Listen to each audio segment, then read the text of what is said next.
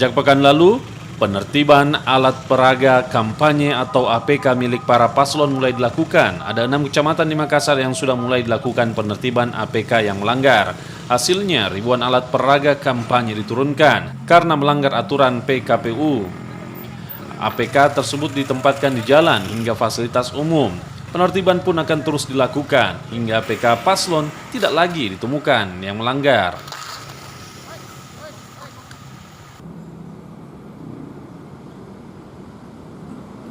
Kalau berkaitan dengan APK terpasang atau misalnya alat sosialisasi paslon yang terpasang di daerah yang dilarang memang cukup banyak.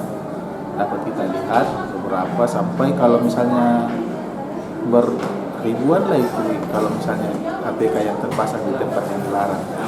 Misalnya di 19 ruas jalan yang memang di PKP dilarang, termasuk misalnya di Perda dilarang, juga di tempat-tempat fasilitas ibadah, tempat umum, misalnya tiang listrik, pohon dan lain-lain, sangat banyak.